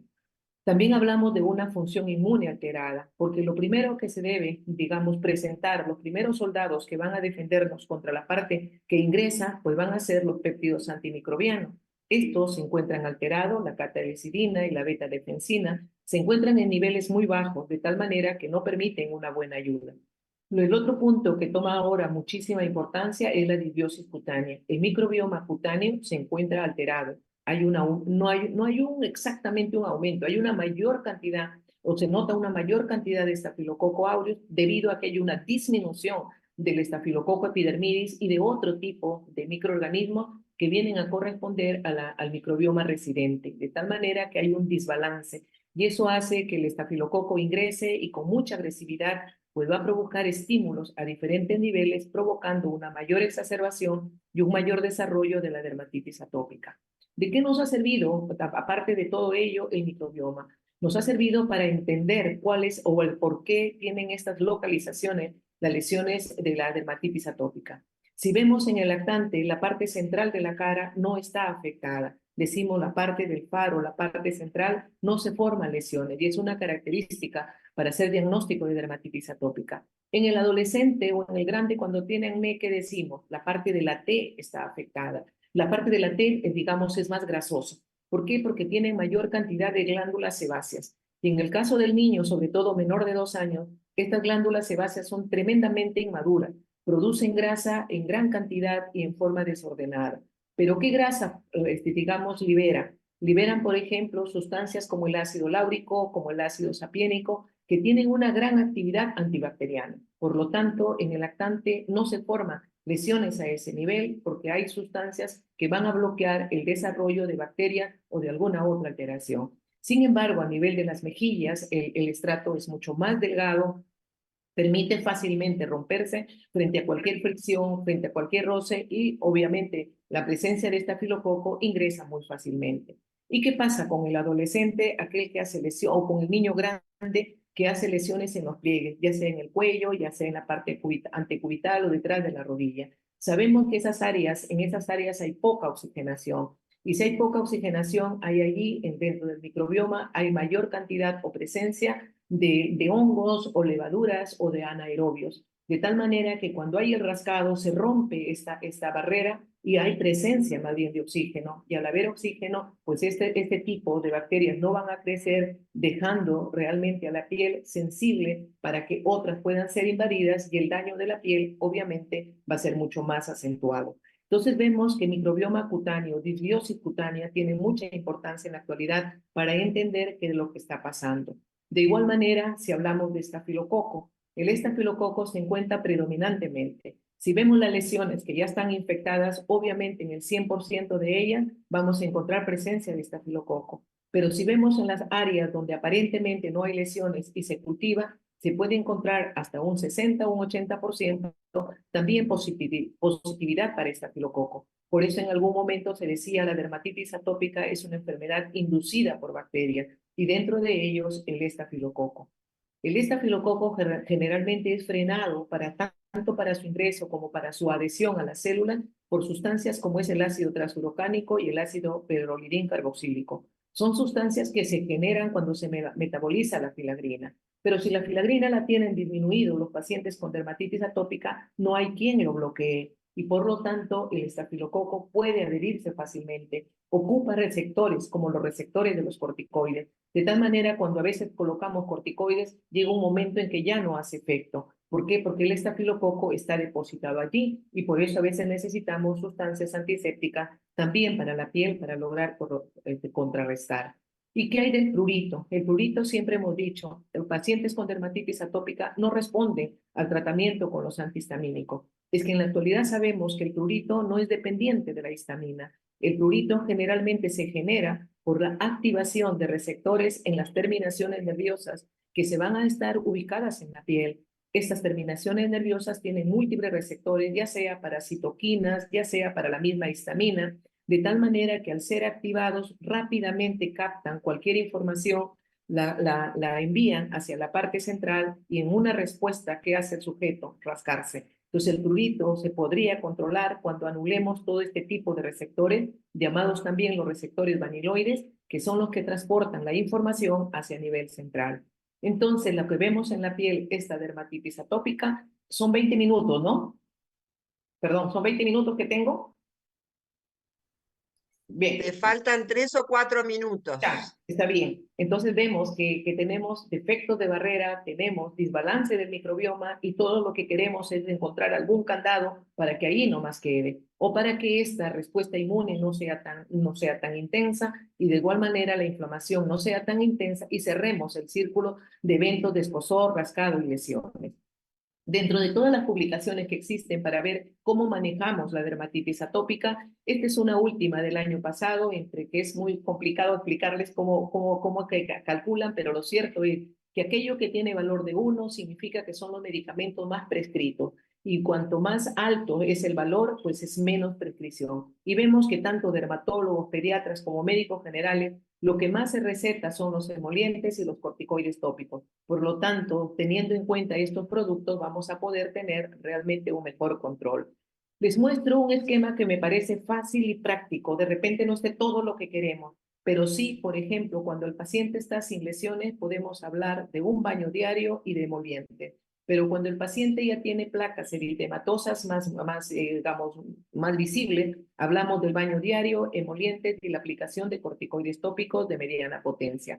Cuando es moderada, baño diario, emolientes y corticoides de mediana e incluso en algunos casos alta potencia. Y en las formas severas, baño, control del problema infeccioso, hasta que mejore no podemos hablar de emolientes ni podemos hablar de corticoides. El baño siempre es la mejor estrategia no farmacológica, pero es lo más controversial. La recomendación en absolutamente todas las guías que existan digamos, llegan a un punto común, que el baño debe ser hecho por Sindet o sustituto de jabón. Pero en lo que no hay acuerdo, lo más controversial, y obviamente creo que depende del país, de costumbres y de otros factores, pues lo que no se está de acuerdo es en cuanto a la duración y en cuanto a la frecuencia. Eso queda a criterio del médico tratante de acuerdo a las características del paciente. Y en cuanto a los Sindet, pues podemos decir, los jabones son sustancias que se obtienen de saponificación de grasas, mientras que los Sindet son sustancias que se obtienen de diversos procesos digamos, de elaborar el petróleo.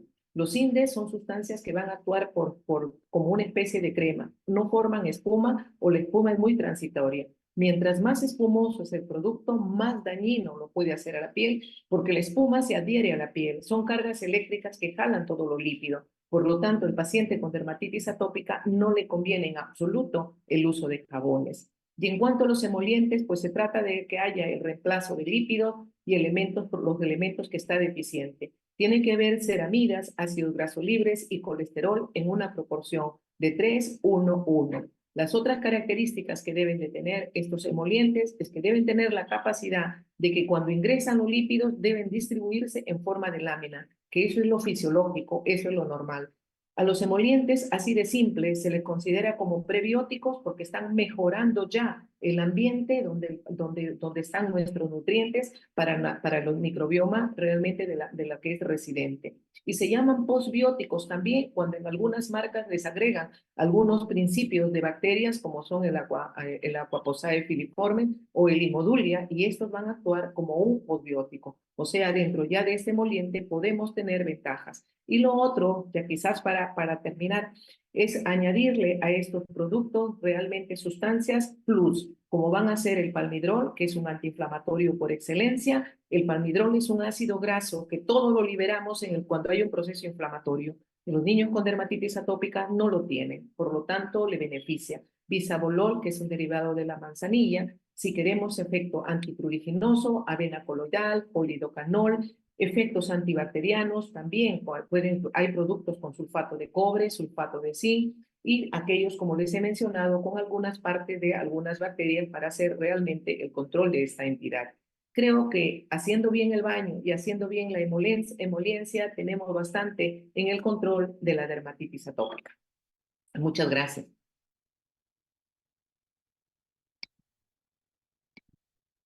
Muchísimas gracias, Rosalía. Excelente, siempre trayendo tanta información, tantos datos que realmente son tan útiles. No sé si hay algún comentario, alguna pregunta. Estamos en tiempo, pero realmente fue excelente, sobre todo para los pediatras. Los pediatras ven muchas dermatitis atópica de distintas gradaciones, así que conocer y saber la fisiopatogenia y el manejo realmente es excelente. Vamos entonces si después hay alguna pregunta, se puede hacer en el chat, como para que después la doctora Rosalía Bayona la responda.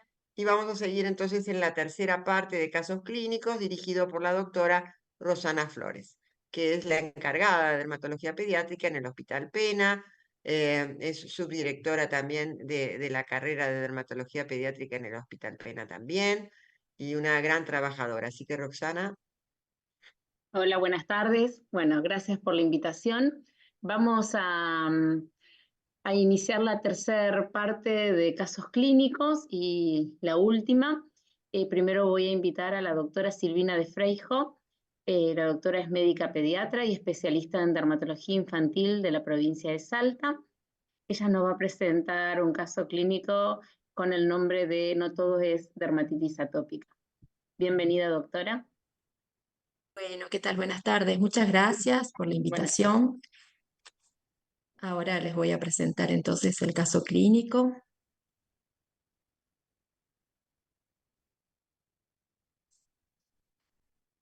Bueno, ahí se ve bien la pantalla, ¿no?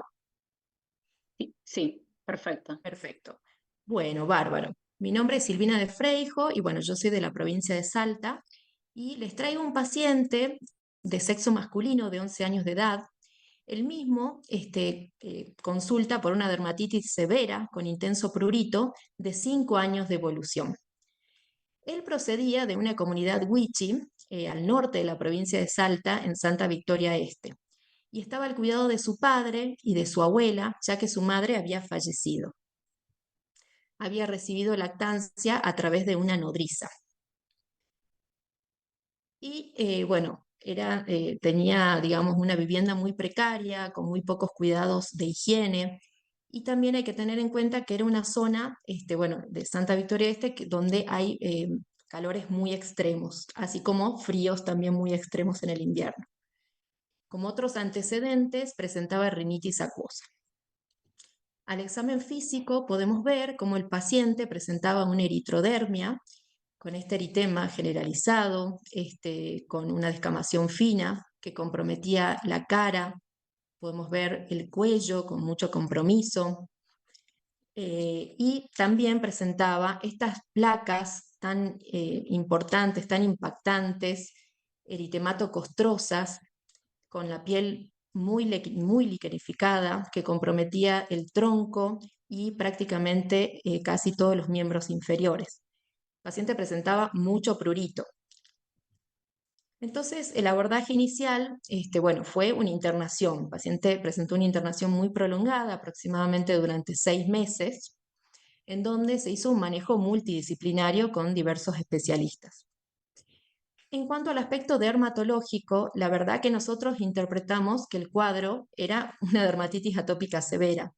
Entonces lo abordamos desde este punto, ¿sí? Con los tratamientos acordes a este diagnóstico. Entonces se le instauró tratamiento con emolientes, se le indicaron antihistamínicos, también recibió antibióticos, en un primer momento endovenosos, después vía oral, después tópicos, también tratamientos con corticoides, hizo un ciclo corto con corticoides sistémicos. También le dimos un tratamiento con metrotexate, el paciente presentó poca respuesta, así que rotamos a ciclosporina, que no tuvo buena tolerancia. El paciente fue evolucionando favorablemente, fue disminuyendo mucho el eritema. Podemos observar cómo presentaba unas máculas hiperpigmentadas o sea que ya fue disminuyendo bastante la dermatitis. Pero continuaba con un eritema a nivel de cara, en tronco, también presentaba un engrosamiento cutáneo y esta dermatitis papular en brazos, también en zona interglútea. Entonces, nos planteamos si realmente podía tratarse de un cuadro de dermatitis atópica severa o estábamos ante la presencia de otro diagnóstico. Entonces, ahí pensamos que podía tratarse de una dermatitis infectiva o una psoriasis. Entonces, bueno, realizamos exámenes complementarios, la biopsia no fue de gran ayuda porque, bueno, fue una dermatitis crónica inflamatoria inespecífica. El laboratorio nos da una anemia, una linfocitosis, presentaba eosinofilia con eritrosedimentación aumentada y una inmunoglobulina elevada que podía tratarse también por la misma dermatitis atópica supuesta. Y hasta que recibimos el resultado de la serología para HTLV1 siendo positiva. Con esto hacemos el diagnóstico de dermatitis infectiva. El paciente lo fuimos viendo durante todo ese tiempo ya en forma ambulatoria y siempre, bueno, el paciente fue evolucionando con estos eritemas en tronco, un ligero eritema, siempre presentaba queratosis folicular en brazos, en tronco, y lo que era recurrente eran los eczemas en el cuero cabelludo, en el cuello, la región perioauricular con sobreinfecciones recurrentes. Y se lo manejó siempre con tratamientos sintomáticos, con cremas, con tópicos, con espumas, y se hizo un tratamiento profiláctico con trimetroprima sulfametoxazol, que es el tratamiento de elección en estos casos. Así que bueno, ahora voy a hablar brevemente de la dermatitis infectiva por HTLV1, que es la dermatitis asociada a la infección por este virus, que es un virus retroviral que tiene un principal tropismo por los linfocitos TCD4, y este virus es el primer retrovirus humano descubierto y también es el primer virus asociado a cáncer en humanos. Es endémico en Sudamérica, en el norte de Argentina, en Bolivia, en Perú, ¿sí? Hay casos con estos cuadros, y la transmisión principalmente es a través de la madre al hijo por la leche materna, sobre todo luego de los 6 meses, que es cuando declinan los anticuerpos maternos. Se cree que hay 20 millones de personas que están infectadas, pero solo entre el 5 al 10% sufren la enfermedad. Y en general, bueno, el cuadro presenta eczemas crónicos exudativos con infecciones persistentes por estáfilo y estrepto. También el virus HTLV1 está asociado con otras manifestaciones, como la paraparesia espástica, la mielopatía, uveitis y leucemias, linfomas y mielomas.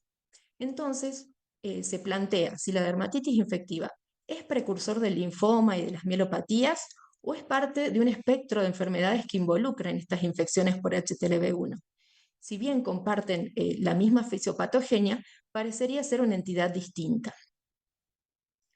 En cuanto a la fisiopatogenia, hay una desregulación inmune que lleva a una inmunosupresión, con lo que lleva a una sobreinfección bacteriana.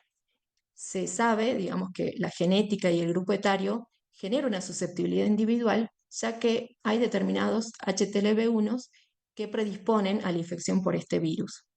También la malnutrición y el bajo nivel socioeconómico predispone a estas infecciones, porque tiene una disminución de su sistema inmunológico. Hay una desregulación inmune con una respuesta TH1 y TH2. Hay una infección de los linfocitos TCD4 en sangre y de los linfocitos TCD8 en piel. Y esto se cree que es por una deficiencia de la proteína FOXP3-TREC, que produce una inmunosupresión a nivel local. También hay un downregulation de la filagrina con una alteración de la barrera cutánea. Y en cuanto a la replicación viral, esta es por acción de la transcriptasa reversa con una producción clonal inmortal de CD4. Y esto lleva a un aumento de toda la reacción citotóxica. Hay una sobreinfección de estáfilo y estrepto que conduce a una estimulación antigénica crónica y una inflamación persistente de la piel. Acá este es un cuadro, resumen de lo que acabo de hablar, ¿sí? En cuanto a esta predisposición. Entonces, la infección predispuesta por la etnia, por factores genéticos, induce una infección de los linfocitos TCD4 en la sangre y TCD8 en la piel. Esto produce una respuesta TH1 y TH2. Hay una desregulación de la filagrina, que junto con la infección bacteriana por estáfilo y estrepto, a nivel de la piel tenemos una disfunción de la barrera epidérmica con una inflamación crónica y respuesta TH2. Todo esto lleva a las lesiones que nosotros vemos en los pacientes que presentan HTLV1.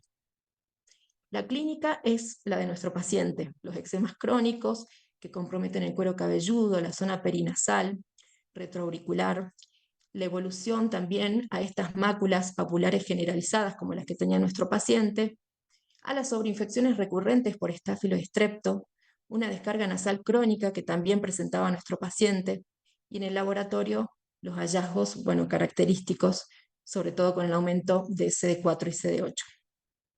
En cuanto a la evolución natural de la enfermedad, esta comienza a los aproximadamente 2 años con una resolución en la vida adulta, y esto se cree que es por la prevalencia en la edad pediátrica, ya que ahí tenemos la presencia del Staphylo aureus, que hay tasas de transporte mucho más elevadas, que comienzan luego de los 2 años y declinan a los 20 años. La prevención sería en las madres seropositivas, pedir que no amamanten o una lactancia menor a 6 meses. En cuanto al tratamiento, hasta el momento son las terapias antimicrobianas crónicas. De primera elección es la trimetroprima sulfa y en general hay recaídas al retirar el medicamento. Como conclusión, no todo es dermatitis atópica. La importancia de volver a la semiología, hacer un buen interrogatorio, una buena historia clínica, preguntar cómo comenzó la enfermedad, cuándo, los antecedentes familiares, personales, hacer un buen examen físico, siempre desvestir al paciente, hacer de detectives, ver el cuero cabelludo, ver las uñas, pensar en otros diagnósticos diferenciales, no cerrarnos en que es el diagnóstico que creemos, ¿sí? Ya que el abordaje y el tratamiento puede ser completamente diferente, hasta incluso empeorar el cuadro actual. Bueno, muchas gracias por su atención. Muchas gracias, Silvina.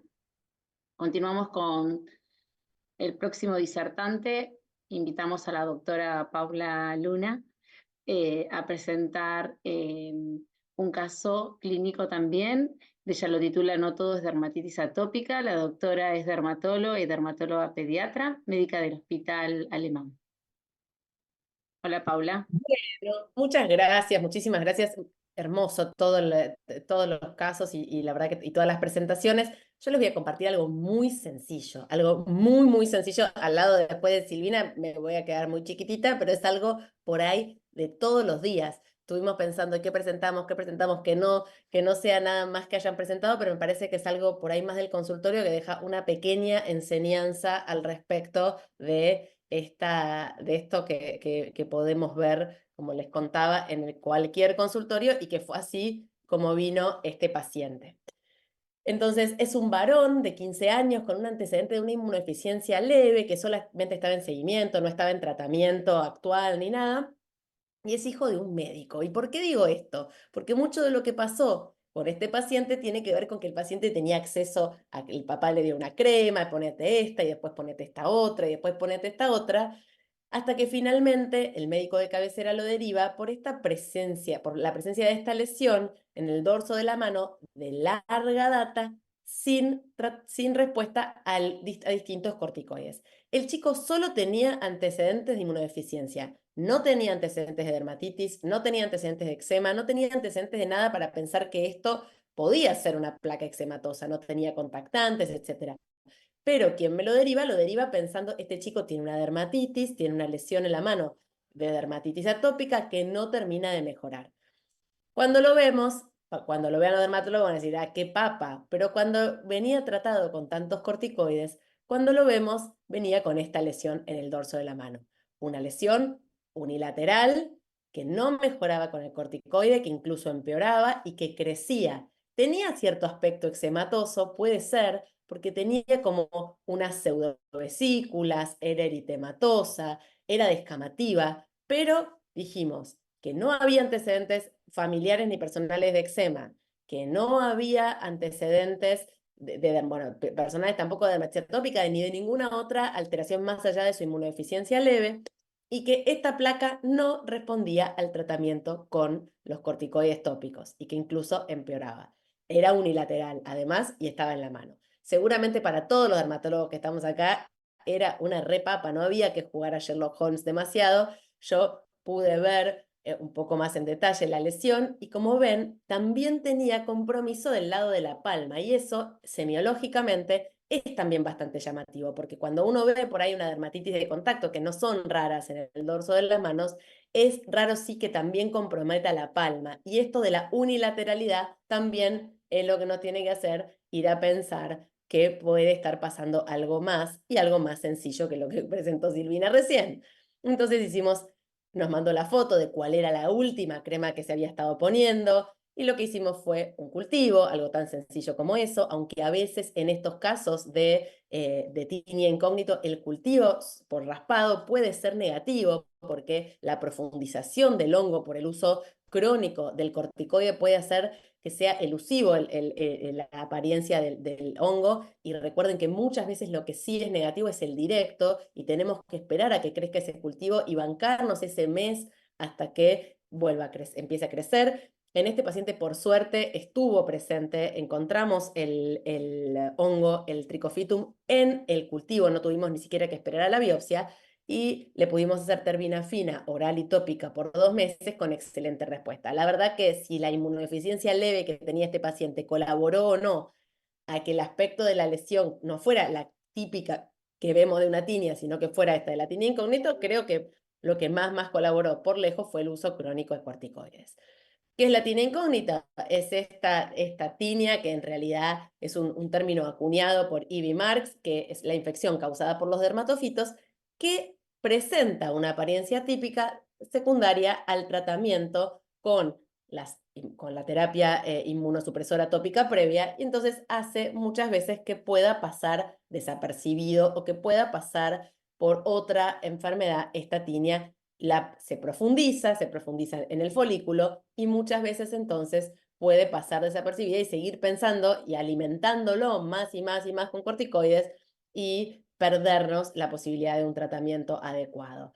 En conclusión, ante un paciente con una lesión eczematosa unilateral, un paciente sin antecedente de atopía, y que la respuesta no tenga respuesta o pueda tener una transitoria mejoría porque mejora el componente inflamatorio, pero luego un empeoramiento de esta placa que sigue creciendo, a veces no tenemos ese máximo centrífugo típico del hongo, etc., hay que pensar en tinea incógnito, suspender en lo posible el corticoide y en pedir el cultivo y hacer un tratamiento adecuado.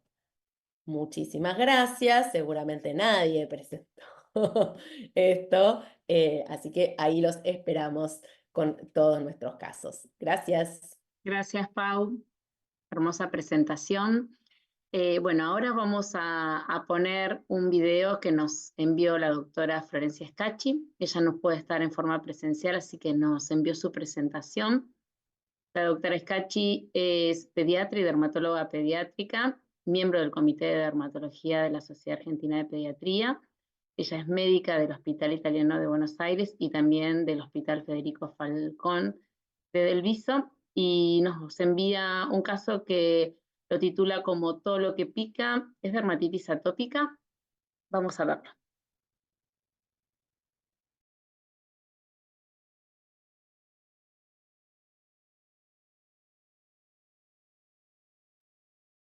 No se escucha el audio.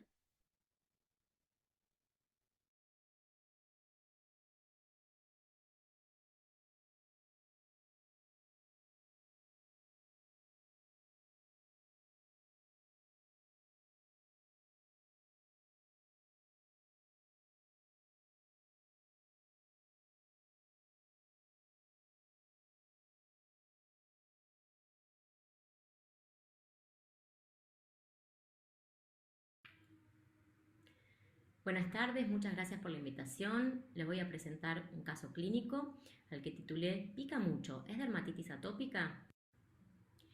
Se trata de una paciente de sexo femenino de 17 años de edad que refería como antecedentes personales un diagnóstico de dermatitis atópica a los 12 años de edad aproximadamente, que había sido evaluada por múltiples dermatólogos, había recibido diversos tratamientos tópicos y sistémicos como corticoides, antihistamínicos, inmunomoduladores, pero siempre refería poca o nula respuesta a los tratamientos, le generaban alivio pero no terminaban de curarla. Negaba antecedentes familiares. Acá podemos observar, la paciente se presenta con estas lesiones a nivel de los codos y la región dorsal de los antebrazos, caracterizada por pápulas y por placas eritematosas, algunas con descamación. Podemos observar algunas escoriaciones, productos del rascado, porque la paciente refería un prurito intenso que no la dejaba dormir y que le dificultaba sus actividades cotidianas desde hacía mucho tiempo. Y también se observaban la presencia de estas lesiones costrosas, bastante pequeñitas, asentadas sobre esas pápulas eritematosas. Si seguimos revisando, podemos observar a nivel del dorso la presencia de este gran compromiso con unas lesiones similares, son pápulas que conforman placas eritematosas con escoriaciones, con descamación, y también en algunas lesiones se pueden observar la presencia de esas lesiones costrosas puntiformes y también cambios postinflamatorios de hipopigmentación. A mayor cercanía encontramos en algunas localizaciones las presencias de estas lesiones eritematosas con algunas vesículas en su interior muy pequeñas, intactas y algunas escoriadas. A nivel de la cara, sobre base eritematosa, encontramos esta pequeña lesión, esta pequeña vesícula intacta, la cual era tensa.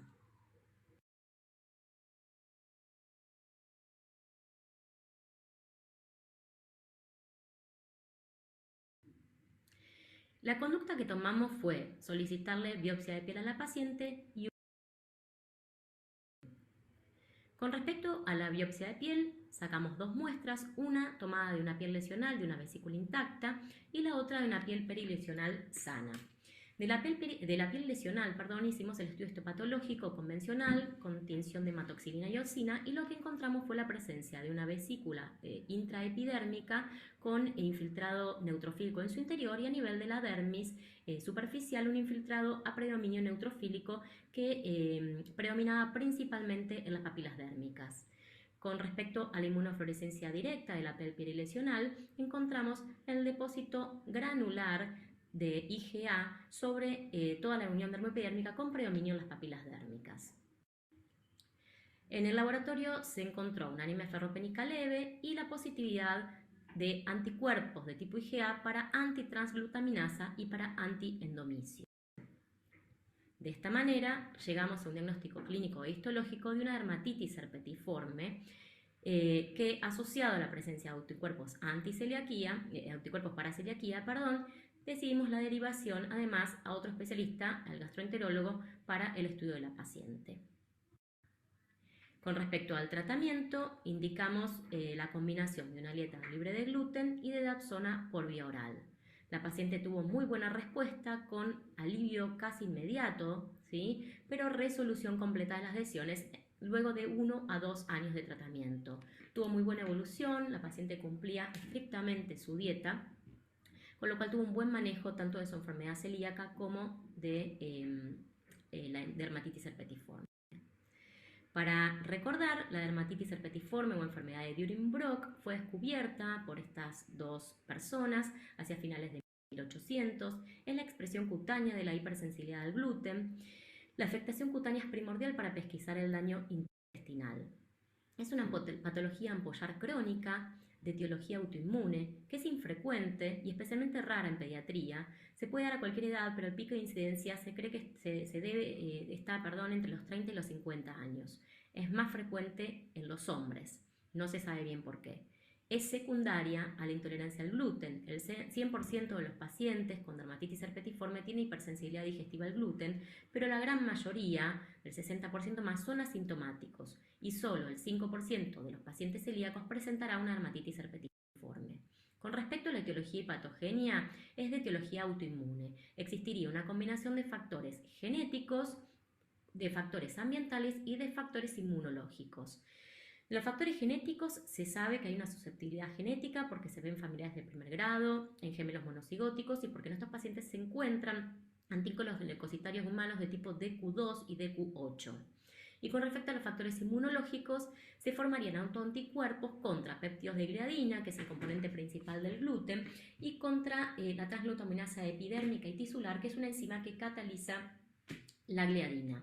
Estos antígenos y anticuerpos formarían inmunocomplejos que serían los encargados de la cascada inflamatoria que llevarían a la inflamación y a la separación dermoepidérmica, produciendo el daño a nivel epidérmico y a nivel intestinal.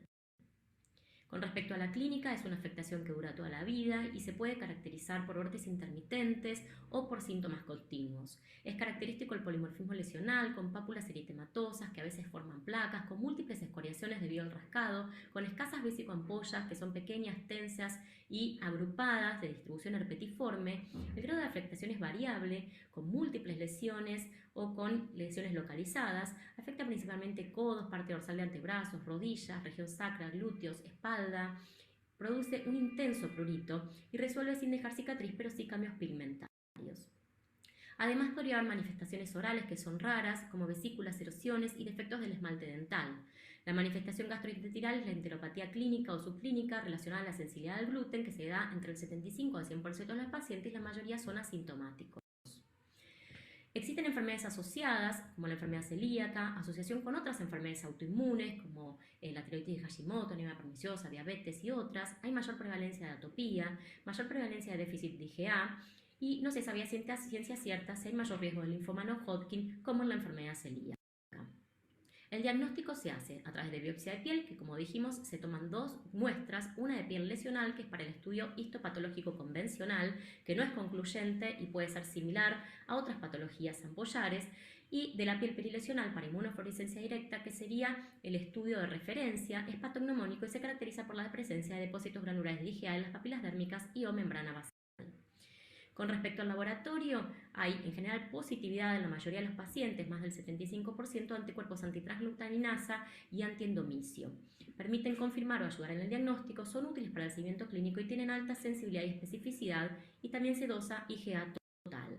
Además, se solicitan otros laboratorios para el control nutricional, para descartar o confirmar otras patologías asociadas, y el dosaje de glucosa fosfatos de glucosa deshidrogenasa para el tratamiento. No estaría indicada la biopsia de intestino para confirmar la patología intestinal.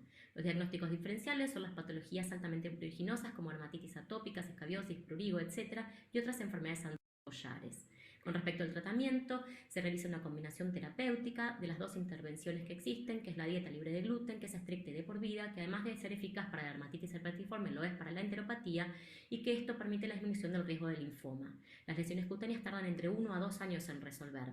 Y la dapsona es el tratamiento médico oral que mejora rápidamente los síntomas en días o semanas, pero no modifica la enteropatía. La dosis se ajusta según tolerancia y se puede ir reduciendo lentamente después de incorporar la dieta libre de gluten, pero requiere de monitoreo laboratorio por la presencia de efectos adversos indeseables.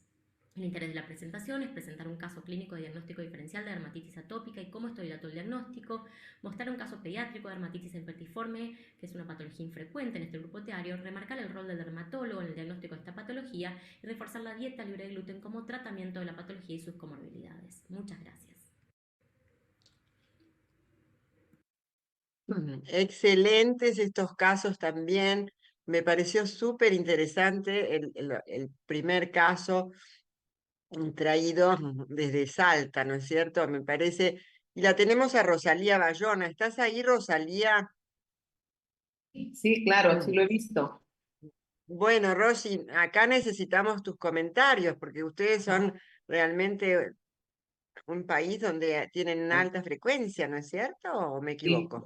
definitivamente, tanto Brasil, en la zona de Bahía de Brasil, que es la zona, al menos en Sudamérica, donde tiene la más alta incidencia, Colombia, Perú, son los que tenemos también, no nos orgullece, obviamente, pero somos uno de los países que tenemos muchos casos de dermatitis infectiva.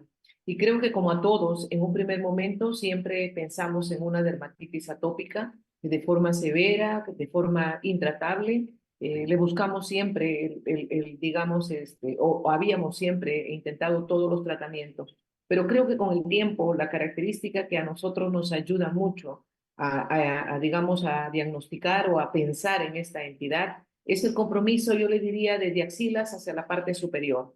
Las axilas que tienden a formar un eczema confluente, macerado, maloliente, de igual manera pasa en el cuello y el compromiso de todo el cuero cabelludo como una infección persistente. Y como decíamos, acá por ejemplo el doctor Bravo me decía, la dermatitis infectiva es un cuadro que mejora, no se cura obviamente, pero mejora totalmente con antibióticos, mientras que la dermatitis atópica es la que se controla, va bien con los corticoides tópicos. Entonces aprendimos un poco a conocerla eso. La dermatitis infectiva, como lo ha mencionado, es una infección por el virus HTBL1. En el sur del Perú, los países del sur, los países fríos, los países un poco más andinos, y donde más incidencia se ve, pero obviamente puede encontrarse en cualquier parte del mundo.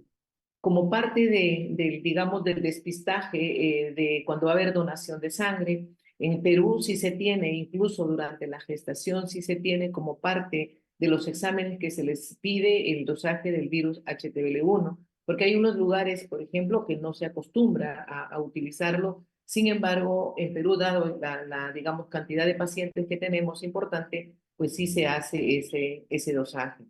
Creo que la fisiopatología ha estado muy linda, muy bien explicada, y en la cual vemos esa similitud que tiene con la dermatitis atópica, ¿no? Entonces, la activación tanto de TH1, TH2, la misma citoquina, la alteración de la filagrina, y eso es lo que da la expresión clínica muy parecida en la edad infantil hacia, digamos, la forma de dermatitis atópica. Sin embargo, sabemos de que esto se distorsiona conforme crece en la edad. Y si los factores ambientales, sobre todo malnutrición, y el factor socioeconómico sigue persistiendo, pues son los que van a ir hacia los cuadros de paraparesia espástica tropical o linfoma cutáneo a células T. En nuestro hospital hemos llegado a tener hasta linfoma, hasta paraparesia espástica tropical, generalmente niños diagnosticados aproximadamente hacia los 12, 13 años, que ya se pueden ver estos cuadros severos. También la otra cosa que se ha observado mucho es la asociación entre HTBL1 y HIV. Generalmente los niños portadores de HTBL1, no sabemos por qué, también, o bueno, por contacto, pero también hacen positividad para HIV. Y la otra cosa que es, digamos, de ayuda, y que es de ayuda en el tratamiento, al igual que en el HIV, el mantenimiento del uso de las sulfas como parte del tratamiento de mantenimiento para evitar las infecciones. Sabemos que las sulfas derivan de la molécula más grande que es la sulfona, y la sulfona tiene una gran actividad inmunomoduladora, por eso se utiliza en lepra y en otras entidades igual. Entonces tiene un efecto inmunomodulador bastante marcado, y las sulfas son derivadas de ella, que de tal manera que también por ahí ejerce el beneficio, ¿no? De mejorar la respuesta inmune y controlar la proliferación de estafilococo, que lo puede hacer se puede utilizar en forma prolongada. No se necesitan altas dosis, con dosis única muchas veces, a un 50% de la dosis inicial, pues es suficiente para controlar ese cuadro. La verdad que me alegra mucho, en parte, que se conozca esta entidad, porque siempre nos han dicho de que yo no veo, yo no existe, ¿no? Entonces, sin embargo, sabemos que buscándola y pensando, pues vamos a dar, ¿no? Como dicen, nuestros ojos ven. Creo, Rosalía, que gracias a vos, muchos hemos hecho el diagnóstico de esta enfermedad. Y le vamos a dar el lugar a Cecilia porque debemos terminar este webinar en punto a las 8. Gracias a todos por estar. Rosalía, siempre un gusto tenerte. Las presentaciones creo que fueron realmente un lujo. Y Cecilia, creo que vos vas a terminar como presidenta del comité de la sociedad de terminar este webinar. Tan lindo. Bueno, no puedo dejar de mencionar a Paola, que es la prosecretaria del comité que trabajó a la par conmigo todo este tiempo, y creo que el objetivo se ha cumplido, ¿sí? Objetivo fundamental que desde la dermatología pediátrica se pueda dar un poco de luz en los diagnósticos diferenciales de esta patología tan común que es la dermatitis atópica y para los pediatras generales. A todo el comité, a todos los presentadores, a la doctora Rosalía Baliona desde Perú, que desde el primer momento dijo sí y nos ilustra siempre con sus charlas, es lo máximo, Rosy. Les agradezco a todos. Nuevamente nos vamos a encontrar con un próximo webinar un poco más adelante. Y bueno, y la coordinación de la doctora Larra